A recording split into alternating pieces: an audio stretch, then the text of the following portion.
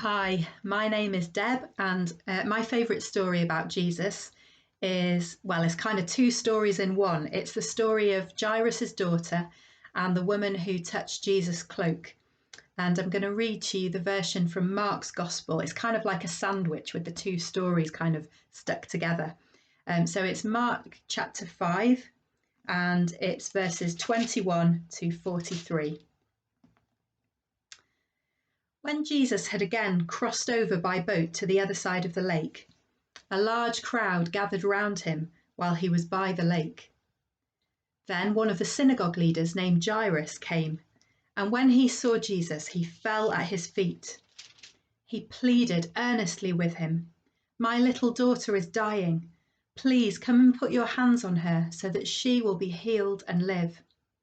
So Jesus went with him. A large crowd followed and pressed round him. And a woman was there who had been subject to bleeding for 12 years. She had suffered a great deal under the care of many doctors and had spent all she had. Yet instead of getting better, she grew worse. When she heard about Jesus, she came up behind him in the crowd and touched his cloak, because she thought, "If I just touch his clothes, I will be healed." Immediately her bleeding stopped, and she felt in her body that she was freed from her suffering. At once Jesus realized that power had gone out from him. He turned round in the crowd and asked, "Who touched my clothes?" "You see the people crowding against you," his disciples answered, "and yet you can ask, 'Who touched me?'" But Jesus kept looking around to see who had done it. Then the woman, knowing what had happened to her, came and fell at his feet, and trembling with fear, told him the whole truth. He said to her, "Daughter, your faith has healed you. Go in peace and be freed from your suffering." While Jesus was still speaking, some people came from the house of Jairus, the synagogue leader. "Your daughter is dead," they said. "Why bother the teacher anymore?" Overhearing what they said, Jesus told him, "Don't be afraid, just believe." He did not let anyone follow him except Peter, James, and John, the brother of James. When they came to the home of the synagogue leader, Jesus saw a commotion with people crying and wailing loudly. He went in and said to them, "Why all this commotion and wailing? The child is not dead, but asleep." But they laughed at him. After he put them all out, he took the child's father and mother and the disciples who were with him and went in where the child was.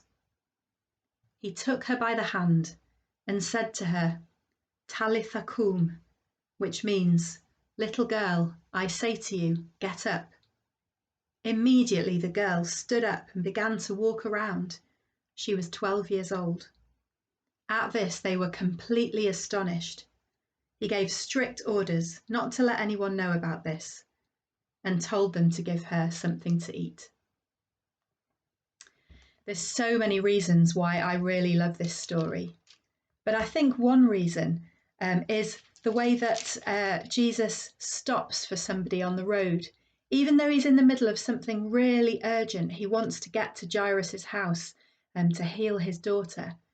He does allow himself to be interrupted by this woman who seems so insignificant, so much just part of the crowd, and yet he stops and he takes the time and he just affirms her and allows her to go on her way.